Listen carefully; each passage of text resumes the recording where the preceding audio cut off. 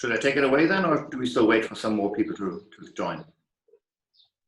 I would say we wait. Okay, we'll wait a couple 30 of minutes. seconds maybe, and then we can slowly start. Just give me the go, and then I'm ready.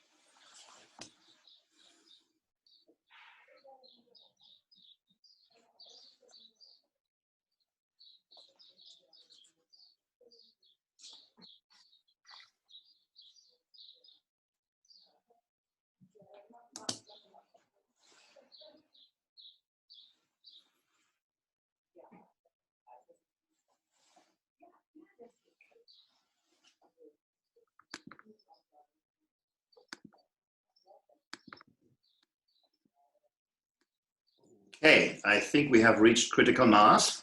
So, on behalf of the British Chamber of Commerce in Germany and of Geopolitical Intelligence Services, I am very glad to welcome you to our webinar, Supply Chain and Global Free Trade in the Post-Coronavirus World. We have a very, very good group of speakers today that I will introduce just before they start speaking, but I'll just give the names right now. We have Prince Michael of Liechtenstein. We have Professor Enrico Colombato. We have Professor Enrique Schneider and Enrique, sorry, I mispronounced this.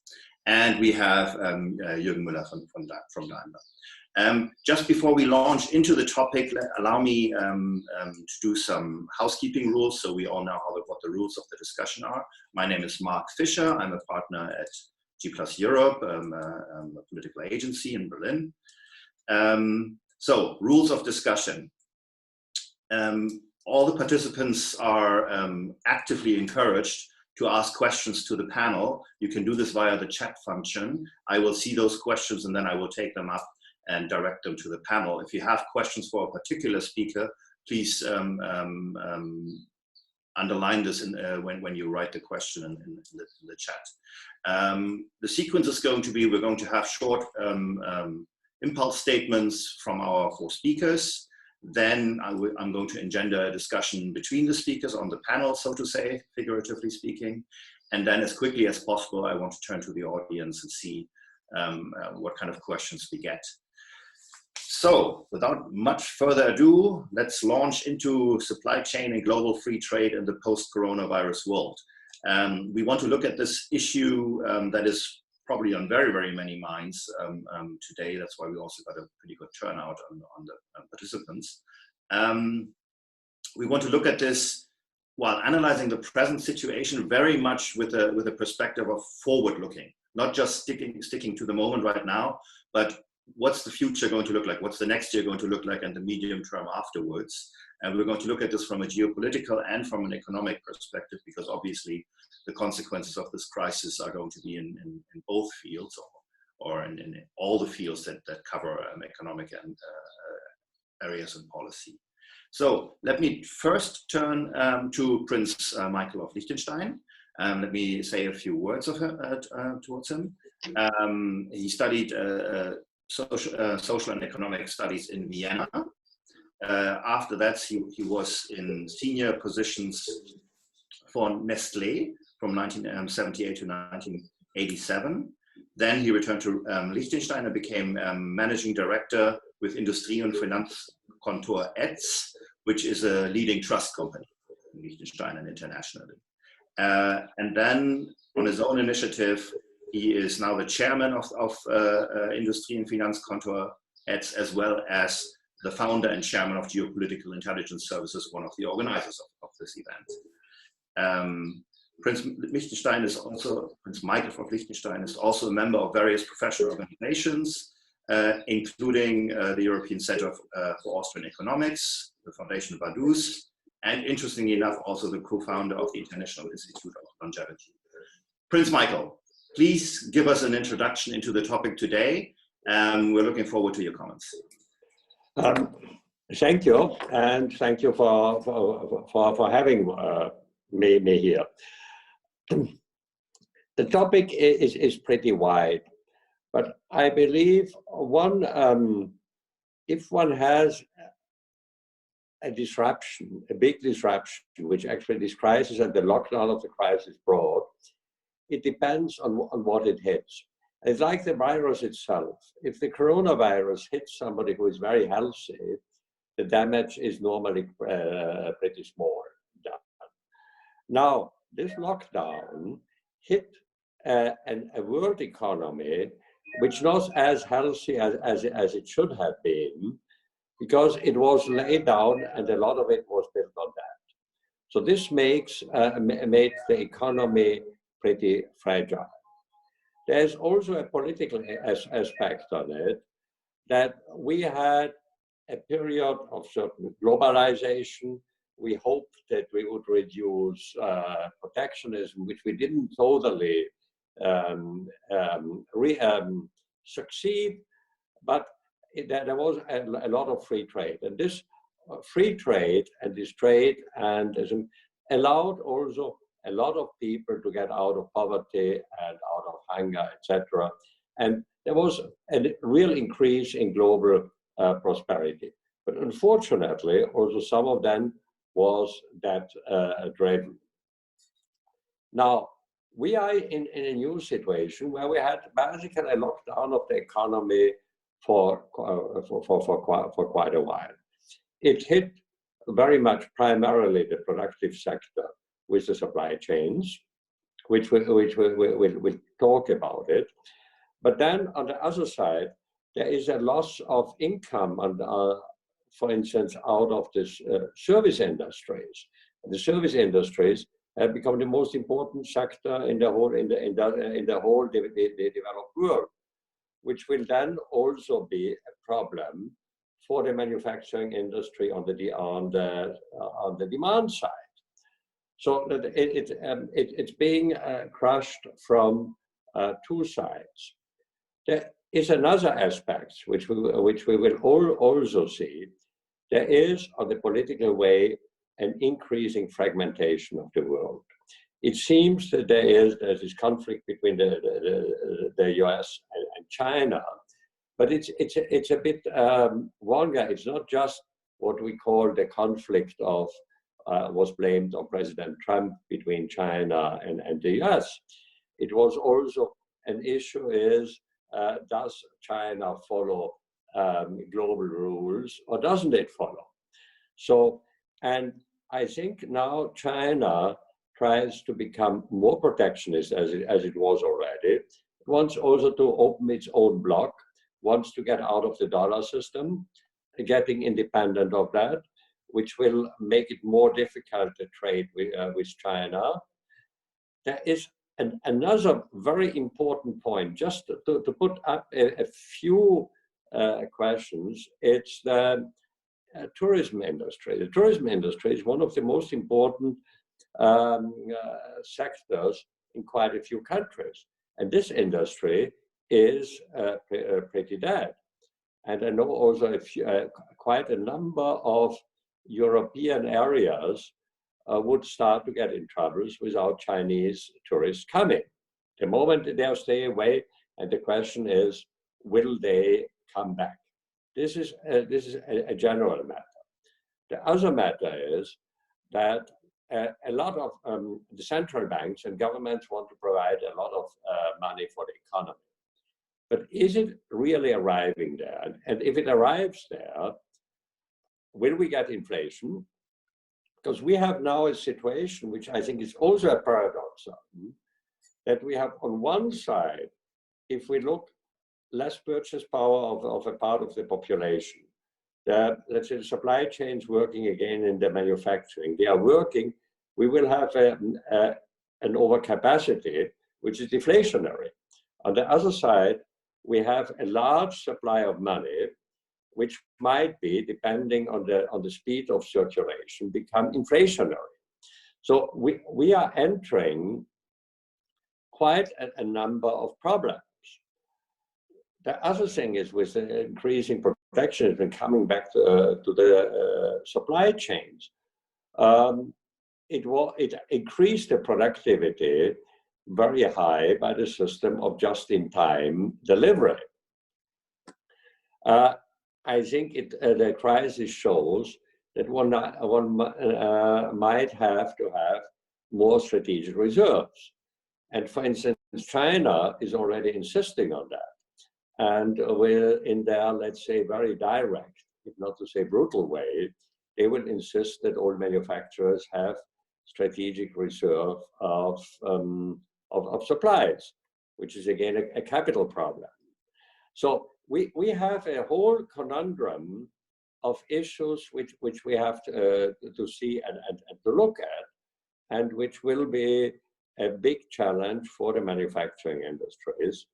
And I didn't now concentrate my thing on the supply chains, because Professor Colombato and Professor Schneider and Mr. Müller will come to that.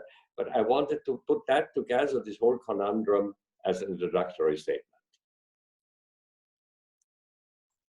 Thank you very much, Prince Michael. I think that was an excellent overview, so to say, the 10,000-foot view of the different aspects of the problems that come through this, an overused word, but I will use it, unprecedented shock that we've seen through the coronavirus, from inflationary pressures hitting an already fragile system that was politically and economically fragmented already.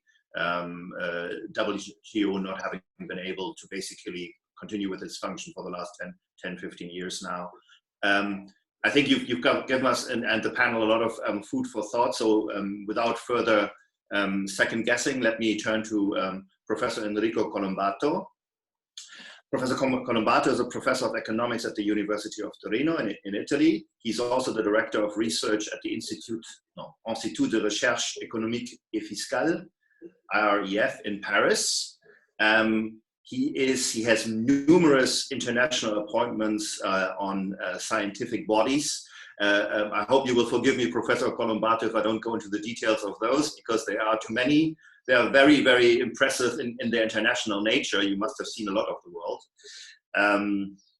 And he holds the degrees in economic and commercio in the University of Torino, and from the London School of Economics, also a master in economics, and a PhD in economics, also from the London School of Economics. Professor Colombato, you are joining us from Italy, as I understand. Also, of course, a country who has been hit extremely hard by the virus, also economically. That was already in a fragile state. We are looking very much forward to hearing about it. Thank you. Yes, I would say that we've been hit particularly hard because of the way we managed, or perhaps mismanaged, the whole story. Just to set the record straight, the number of victims we've had provoked a number of deaths, which is less than 5% greater than the normal, the standard value we saw during the past year. So I don't want to minimize the problem, but what I also want to say is that the reactions by the authorities, I'm not talking about all governments, but if any government, have really made things worse. So just very quickly, I'm going to make 4 points, which I'm not going to develop in full, but just as a food for thought. This COVID-19 story has drawn attention to 4 different issues. Issue number 1, supply chains have to be revised and restructured. The problem in supply chains, so technically, the way suppliers and the quantity of goods suppliers would provide to their buyers has been too much centralized. That is, the problem is not in having too many suppliers spread out in the world. The problem is that we have concentrated our suppliers in a limited number of countries, and without diversifying and multiplying the number of suppliers for each stage of production. So point number one, rather than centralizing, which is what people usually argue for in these days, we should promote even more intense decentralization. If you're facing new risks, you want to diversify your risk. You don't want to put all your eggs in one basket. So we'll have to think supply chains again. We'll have to reconsider them, but rather than reducing the number of suppliers and reducing the number of countries from which our supplies come, we should expand both the number of suppliers and the number of countries from which these supplies come. So we're actually going to need more globalized views about supply chains. Now, this was topic number one. Topic number two, producers have been used to looking ahead by considering product cycles. That is the fact that some producer might fall behind in innovation or in following consumers' preferences. So this is product cycles. We have been used to thinking about cyclical swings, that is growth rate, macro growth rate going up and down. Now we have to think about major shocks. Now, once again, this is not quite a major shock. We knew about COVID-19 since last November. It appears that all sorts of governments had been informed about it. What they did is virtually nothing, and then the shock came. Be that as it may, companies will have to think about shocks, not only about cyclical swings. That will, once again, regard the supply chains. It will have to do with inventories, because having low inventories may be bad when you are in an expansionary moment. But when demand drops, for a variety of reasons, look at what happened during the past 2 months, having large inventories may be extremely expensive.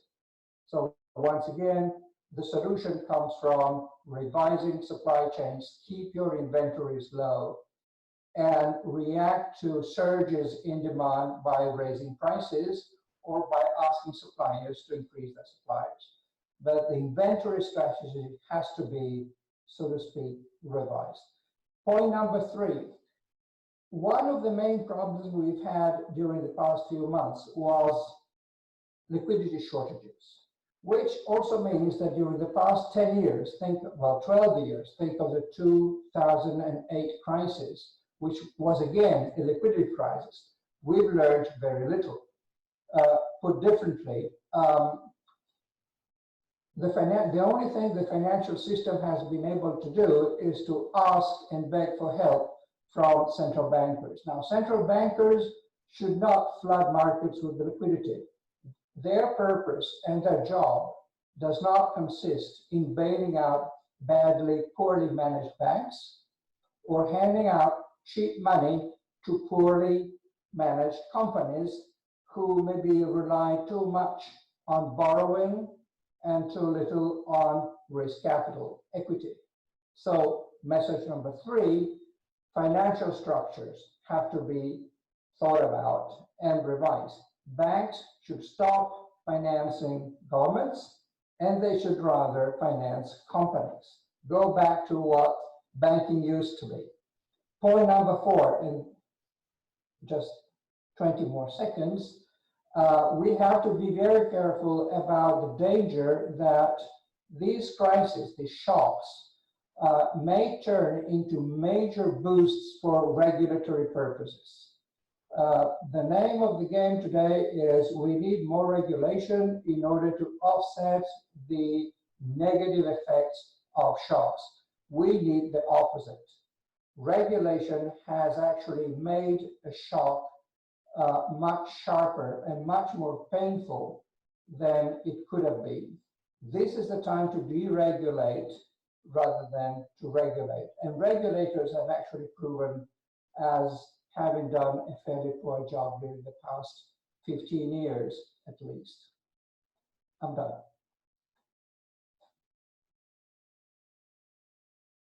Unmuting, sorry. Thank you very much, Professor. One quick question to your first point, and thank you for this very structured and very disciplined presentation. You mentioned the problem with concentration of suppliers, that we've made ourselves vulnerable through that. My question is only due to the, I would say, intensified competition between potential suppliers by the very fact of globalization, the direct competition between different countries and different systems. Isn't that systemic, so to say, that you will have a concentration of suppliers because the others just can't compete and then will go under? And haven't we seen that in many suppliers for specific goods, that you used to have 5, 6, 7, 10 companies to do this stuff, and now maybe you have 2 left, and if you're particularly unlucky, you have 1 global supplier left who really dominates the market? Yes, well, the point is, of course, we were looking for large suppliers because large suppliers enhance economies of scale. Now we have to change tack. That is, we have to be able to suffer from having a larger number of smaller suppliers. Mm-hmm. And forget about China and only China. I mean, China is fine as a supplier, but it would be extremely dangerous if China was your only supplier. We have to look around and make sure that competition gives us back what we might lose in economies of scale. And once again, it depends on government. That is, the more governments will allow companies to flourish and develop the entrepreneurial skills, the more efficient our suppliers will be. So we have a chance for new suppliers. So new suppliers should wake up and introduce yourself. We'll be happy to take you on. Thank you very much for clarification. I'm going to turn now to Professor Henrique Schneider. Professor Schneider is actually chief economist of the Swiss Federation of SMEs, small and medium-sized enterprises. He's also a board member of the Swiss Pension Fund, obviously an economist by training, teaches at university level. And I think your presentation is going to segue quite nicely with what Professor Colombato just introduced to us. Please, Professor. In a matter of fact, I'm just giving the explanation why Professor Colombato is right in everything he said. But let me begin with something that we economists consider fun. Well, we have a very eccentric definition of fun, but for us, quoting random numbers has always been a source of joy and pleasure. Imagine 1981, so barely 40 years ago. On this planet, there were more than 40% of its population living in extreme poverty. More than 40% living on less than 1.9 US dollars a day. By 2015, we could reduce this number to 10%. Of course, it's still a lot of people living in extreme poverty, but the reduction of poverty was not the fruit of some social planning, of some engineering, let alone of development aid. It was a fruit of incorporating a lot of countries, Eastern Europe, Asia, Africa, into the global chains of creation of value. So when Professor Colombato says we need suppliers everywhere, then be assured this is good for the suppliers too. By their incorporation into our value chain, they can turn out to be better off. I'm still on the fun side of life, so let's go with more numbers. Think about the global trade, EU and US. 13% of all imports of the US come from the European Union. And 21% of all imports of the European Union come from the US. The same, on a similar scale, is also true in the US-China relation. 11% of export to China, in the European-China relation, 11% of all exports to China, of all exports of the EU go to China, and 20% of the imports of the EU go to China. So here too, we are part of this massive chain of global value add. And the diversification that Enrico Colombato was referring before is something that we have today, but it's also something that is at risk. Because if this Corona crisis, or however you want to mention or name it, showed us something, is that it accelerated protectionism. Protectionism is nothing new. In the last 10 years, we have been witnessing a new surge in protectionism. Since the financial crisis 2007 to 9, the protectionistic measures have been rising everywhere. And probably after the Corona crisis, they are going to accelerate again. Of course, protectionism comes in different flavors. We have the EU flavor, which is to regulate everything. Either you comply with the EU regulation or you cannot play. And then we have the more brutish way of the United States, which is to do protectionism via tariffs. China has a different form of protectionism, which is a protectionism masked in trade, is in fact a masquerading of isolationism in trade, for example, via the Belt and Road strategy. Either you play by Chinese rules, either you accept Chinese technology as the leadway, either you adapt to the Chinese way of making business, and either you accept that the Chinese companies will always profit most, or you simply do not belong into the bloc. Don't forget one thing.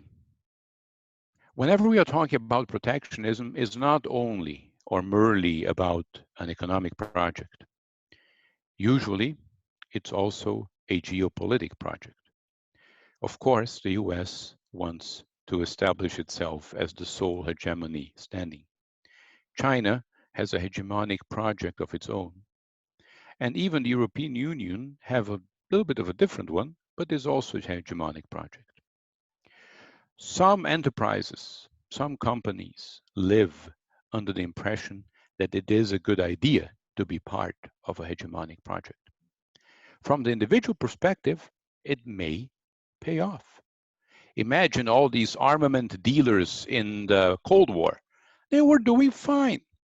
But from a general perspective, and especially if you take the socioeconomic perspective of the individual citizens, it was much better when the Cold War came to an end, the Berlin Wall came down, and we were able to incorporate all these economies that were separated and segregated in their different blocks. So when Professor Colombato asks us to diversify on the managerial and company level, then the normative pendant to it would be to diversify globally by integrating even more, by globalizing even more. Unfortunately, the problem is that the tendency seems to go in the other way. Thank you. Thank you very much, Professor. As I had hoped, those two presentations actually complemented each other quite well from different levels, so to say. Let me turn to another chief economist, Unfortunately, our original speaker, Eckhard von Kleden, had to bow out in the last minute. But Daimler obviously is very well organized, and so they came up with a more than adequate replacement, which is Jürgen W. Miller, chief economist at Daimler, obviously an economist by training, studied at the University of Freiburg, has been with Daimler for a long time, since 1987, if I got that right. So a real in-house expert. And of course, he's also the head of the economy and market intelligence section, which basically deals with all the broad spectrum questions within these fields.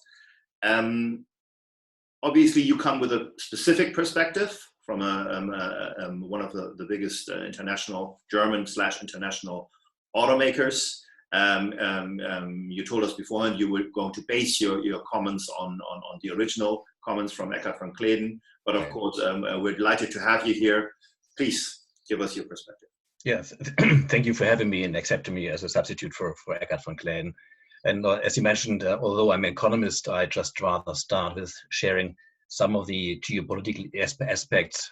This is what Eckhard von Kleden would have done if he were here.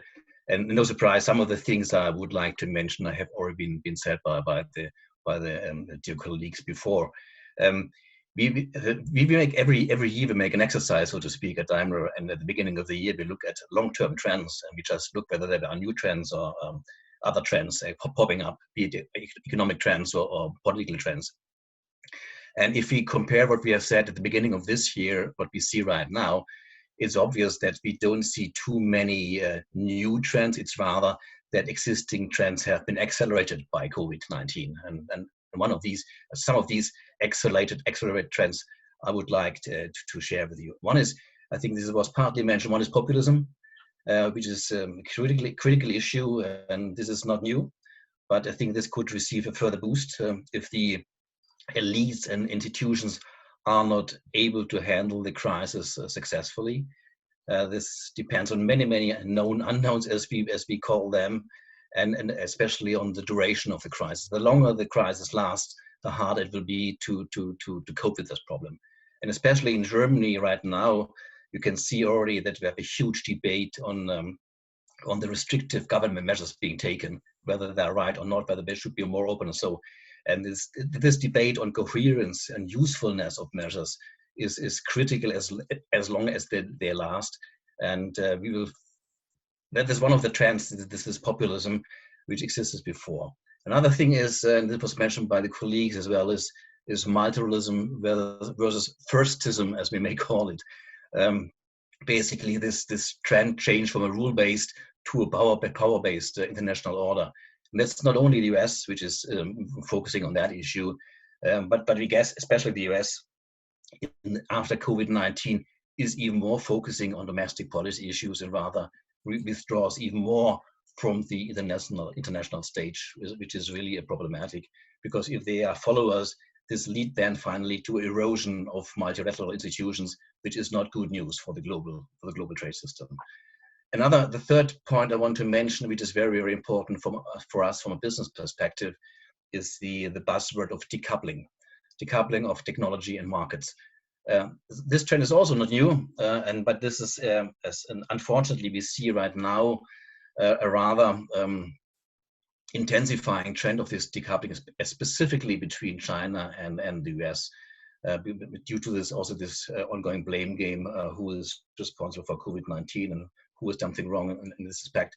And this point of decoupling is from the business perspective, leading to various standards and a separation of technology needed in the various areas in the world we need to cover. This is very costly, very inefficient, and this puts us in a very uncomfortable position. And I think we have also to discuss how Europe copes in this area between the US and China, both setting various and different standards. And finally, the fourth trend, this was just mentioned by the two colleagues as well, is protectionism, and you may call it globalization. You mean this protectionism was already there before COVID-19, and I fully agree to what Mr. Schneider said, that there it will rather intensify. And he mentioned the different flavors of protectionism. No matter what flavor it is, we don't like these flavors, not being a global company. And but we do see, not only in the US, in various countries, industrial policies which just try to pressure and to relocate and nationalize global supply chains. And from a business point of view, this is not the most efficient way, because we rather try to have it centralized as possible. And also on protectionism, we might tackle in the discussion also on the point of whether or not there might be calls for stricter foreign direct investment screenings. This threat, the threat of who is buying what, especially the huge state wealth funds which exist globally. And if you look at the market capitalization of many companies in these crises, they are rather low. And so these are the 4 key points. And just allow me one final remark, just as in terms of the supply chain. We shouldn't expect after COVID-19 a dramatic change of global supply chains. From business perspective, we have tried to get the most efficient way how to handle our business. And we will have to adjust the global supply chain. That's for sure. But we won't change them dramatically. It's more about making the system, the supply chain, more resilient to external shocks rather than to fully change it. And the second aspect is, and this goes in the direction which also already mentioned, is going more in the direction for producing local for local. This is the best hedge you have against any of these measures, be it protectionism or whatsoever. I just think I just keep it here. Thanks. Thank you very much. Let me just, and I think all the presentations that we heard fit quite well into each other, like little Lego blocks, because I think there is a fairly large amount of agreement on the nature of the problems that we're facing. Number one is, if I may paraphrase, we, even before COVID, obviously already for a while, we had faced, so to say, a backlash, a political and economic backlash against globalization with different techniques. You mentioned China, USA, the EU itself using different protectionist measures. And if I may paraphrase, COVID, so to say, could act as a catalyst to actually accelerate this shock and these trends against globalization. And we need to live with the consequences of this and come up with strategies to address this. Before I go further into the topic, though, let me remind some of the first questions are trickling in from the audience. You can ask questions by comment function all the time. They pop up here on my screen, and I'll be happy to pose specific questions to specific panel members or even to the panel as a whole. So please don't be shy. Comment, ask questions, challenge our panelists. That's what we're here for.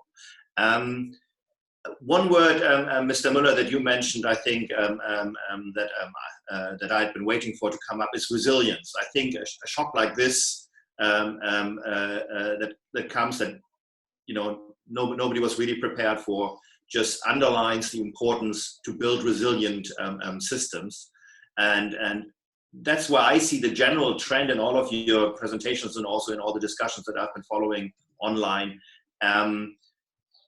The idea of resilience has been around for a while, obviously, people understand it, but the need to really prepare, of course, before the crisis arrives, very often gets overshadowed by dealing with the day-to-day work and also, of course, trying to maximize, in the business world, trying to maximize profits.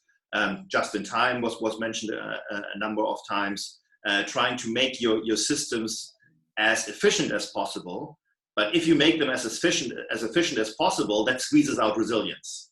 So what I see as a general trend in the presentations that you gave is there probably will have to be a rebalancing between profit maximization, uber efficiency, if I may call it like that, and resilience, and also with that, if you break it down, rebalancing, and also maybe renationalizing or putting to specific regions specific production, even if they can be produced more cheaply and more efficiently in other areas. Prince Michael, would you like to comment on this general trend, if I may ask you? You're muted.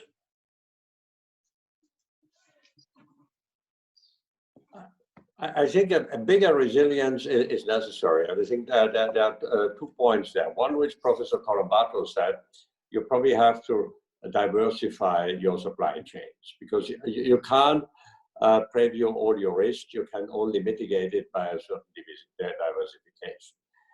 The second thing is how do you rely, let's say, on the reliability of your supply chain. That means you will need certain strategic reserves.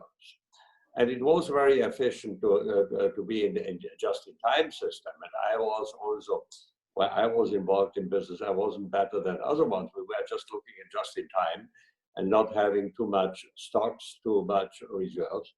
But I think we will need to come to a situation where we are more resistant to interruptions. And we see that as well the economic as the political environment is getting rougher. There are lots of indications, and so we have to be prepared. And if I look back to the company levels, we have to be very healthy. We have to see that that we have the right products to the market. We have the right supply chains that we can continue to do it, and also we have to have the right financing. And I think we will have in future to see a lot more that we can do our investments also with equity, building up higher equity, to be also more resilient to difficult times, and then not having to run to the government, etc., for support. Thank you, Prince Michael. I actually have here a question from the audience. European companies have already started to diversify their supply chains, different suppliers, but also reorientation towards Europe. Question is Europe capable to deliver all the needed supply out of Europe, or are we facing another problem by doing so? I would pitch this one to both professors, Professor Colombato and Professor Schneider. So we'll go in alphabetical order. That makes it easier. No, you go first, Professor Colombato. You know, each company has got its own features and its own life and its own needs. So you don't have a one hat for all sizes, even in this case. What I'm saying is, however, that you may want to think of diversifying into Europe. However, one thing is to say, I want to diversify, say, if you're a German producer, and I want to have suppliers from Spain, from Sweden, from Britain, or from you name it. And one thing is I want to bring back production into Germany. The first option is diversifying your risk. The second option is centralization. I think the first option is a winner. The second option would be making things worse. Thank you, Professor. Professor Schneider, anything to accompany that?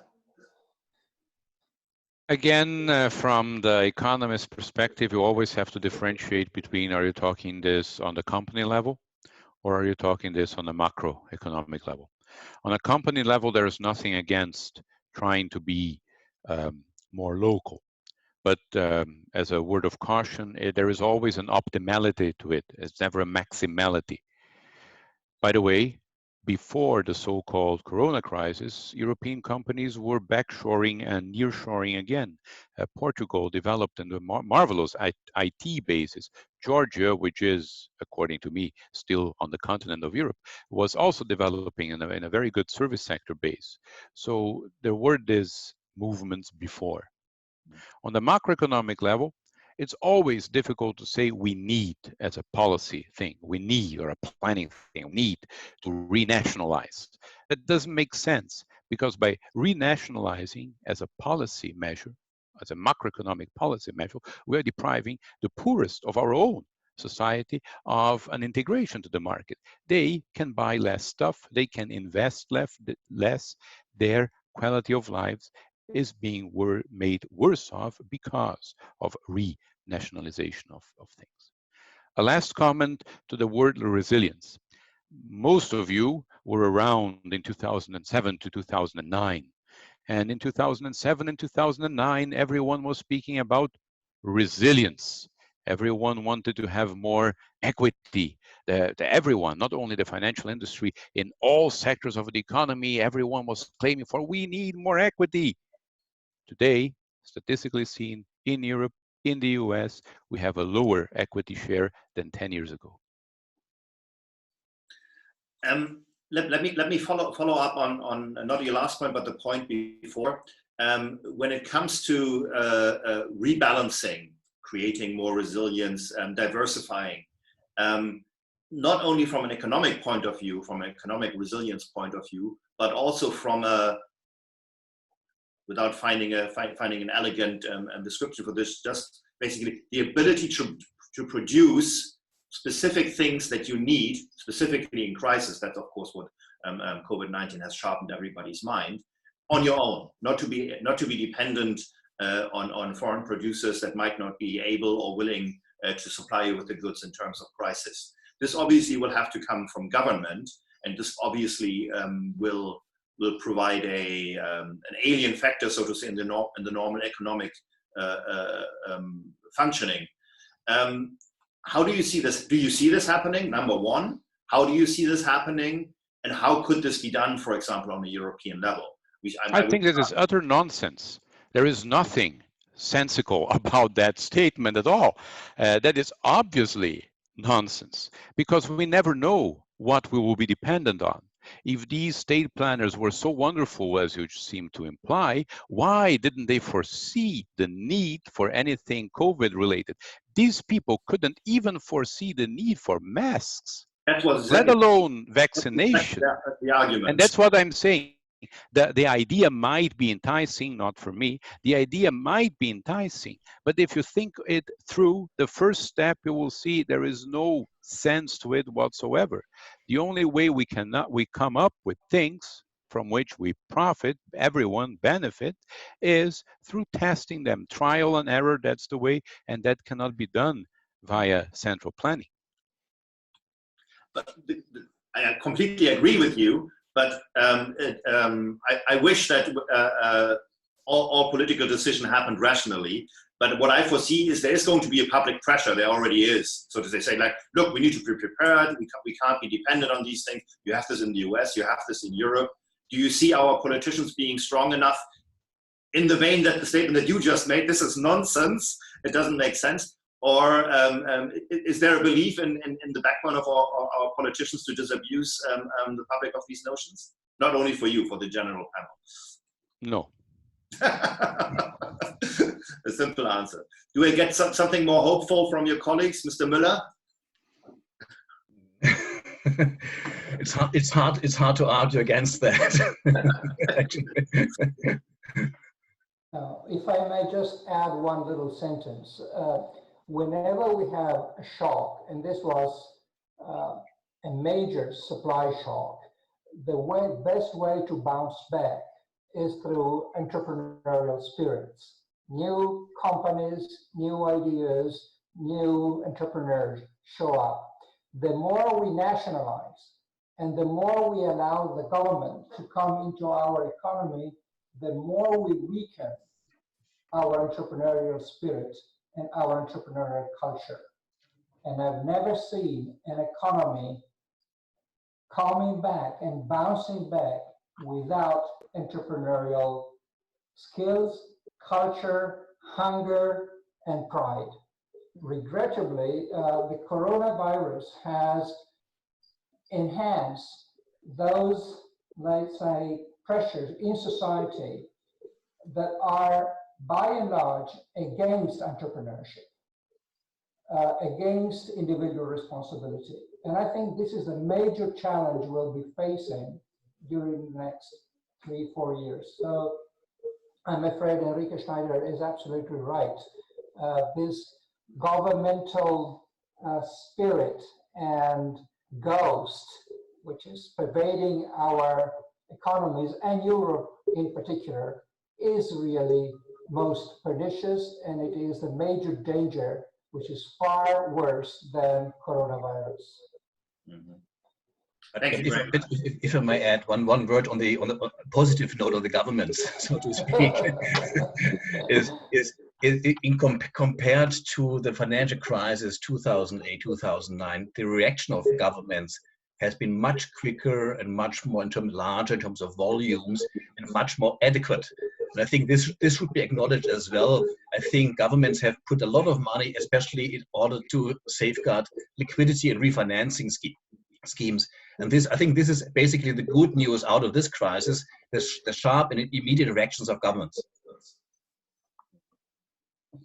I have a specific question from the audience from Mr. Müller. We've managed in a British Chamber of Commerce related event to survive until 3/4, so to say, without the B word, the Brexit. But of course, it has to come to light.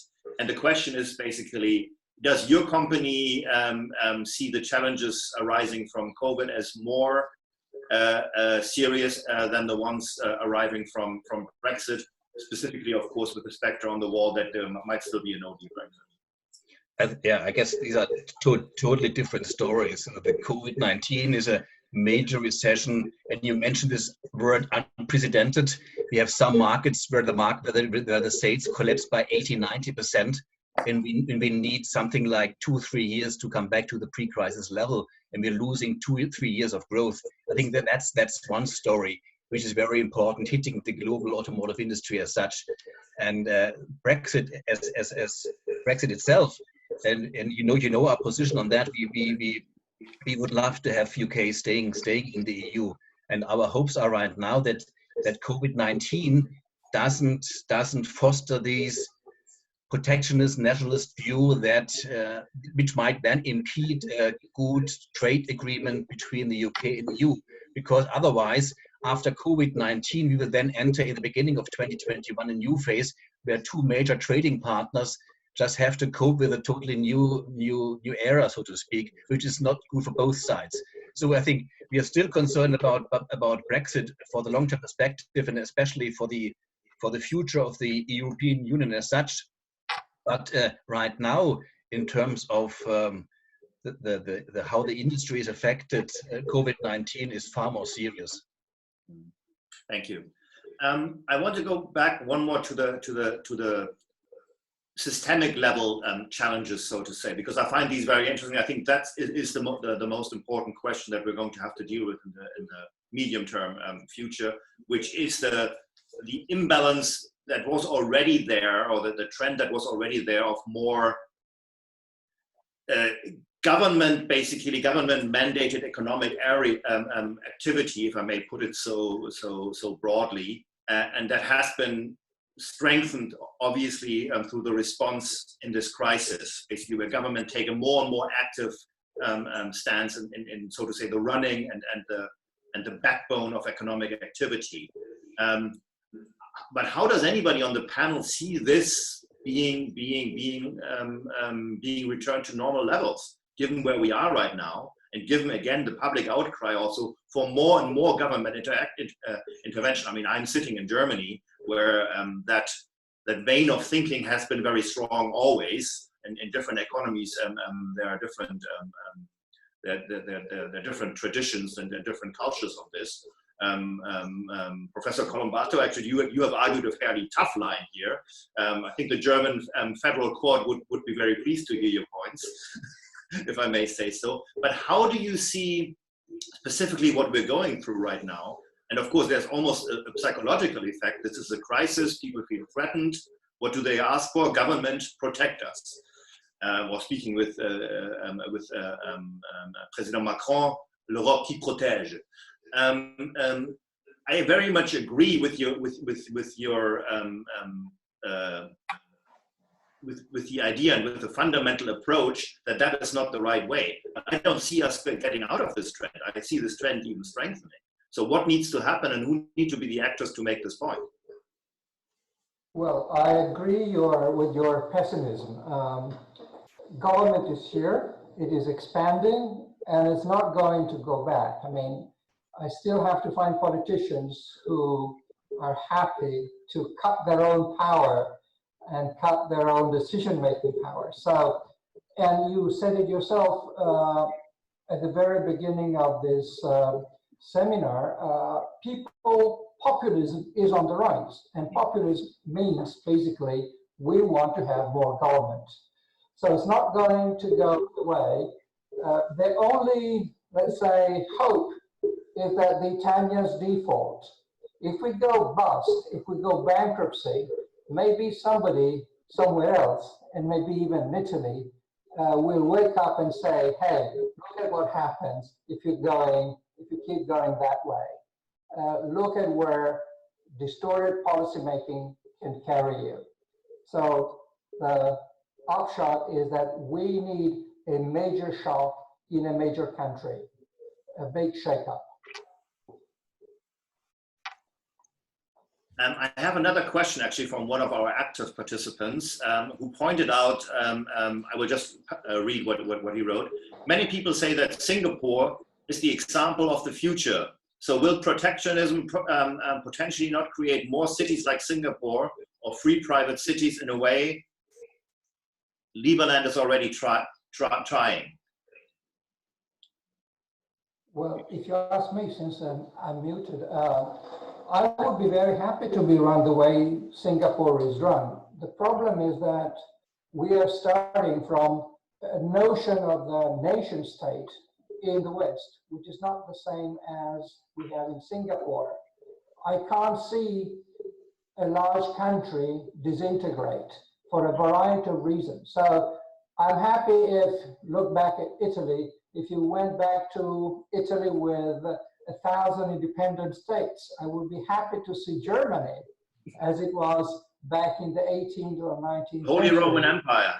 No, that's exactly the opposite. By the way, I'm from Turin, and we were occupied by the Romans. We were not the conquerors. So I would be happy to be Singapore, but I don't see Western nation governments and nation states disintegrated into millions or thousands or hundreds of Singapore. So wishful thinking. I robustly disagree, very robustly disagree. I don't think that Singapore is the example for anything at all.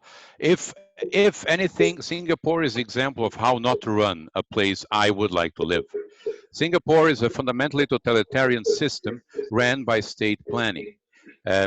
Singapore itself, the ministers themselves, they admit that they are a big experiment in social engineering where you have almost no possibility of expressing yourself, where you have to be coerced into a way of thinking that changes all 20 years, where you cannot even choose where you live because of some social quota regulating that you have to be in apartment such and such from 200 meters from the nearest park. There are economic problems with Singapore that little people or no people mention. For example, Singapore has some sectors which are extremely productive, but the majority of its labor force, it's not productive at all. Interestingly, the non-productive sectors, which are more or less 70% of its labor force, have been stagnating in income for the last 20 years.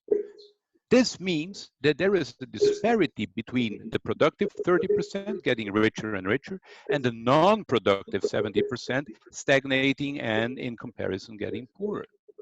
Also, Singapore, the degree, the level of state planning in Singapore, from my point of view, ethically problematic, could be seen in this corona crisis.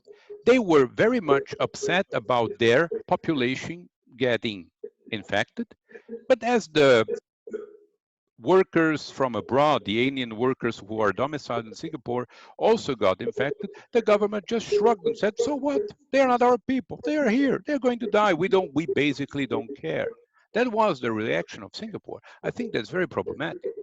And let's finish by coming back to Europe. We have a resource that Singapore has not: civil society. We have liberty of thought, and we have liberty of making our opinions known. And that is why I would not be as pessimistic as other people and say, oh, the politicians, they want power, and people want to give power to the politicians. We have ourselves. We can speak up. Thank you very much, Professor Schneider. I think that is actually a good comment to close. We are at the top of the hour. We could go on. There are many questions. This is more or less an appetizer, I think, to hint at the larger questions. I found it very, very interesting to see the different types of protectionism explained, the trends that are going on, the different position between the US, between China. Would be very interesting to continue the debate, for example, whether there's a way that the US and Europe can combine forces to rein in China, basically on the trade front and on being a responsible player on the global trade area. But we have run out of time. Let me close by thanking again our panel. I thought those were excellent presentations. Thanking our organizers, the British Chamber of Commerce in Germany and Geopolitical Intelligence Services. I would also say that this webinar has been recorded and will be made available on the website. Will it be, Prince Michael, will it be made available on the website of Geopolitical Intelligence Services? Oh, you're muted. Oh yeah, sorry. Yep. No, I'm not muted. You hear me now? Yeah, now we hear you. Yeah, it will be on the website of. Very much. I just encourage everyone to visit the website, because actually you will see contributions by Professors Colombato and Professor Schneider, and everybody should be convinced by the intellectual quality of their commitment on the website. Again, thank you very much to both the organizers, the British Chamber of Commerce and Geopolitical Intelligence Service. It was a great pleasure to moderate this. I hope we can do some of these things again. Everybody stay healthy, and we hope to see you very soon again. Thank you. Thank you. Thank you. Bye-bye. Bye. Thank you. Bye.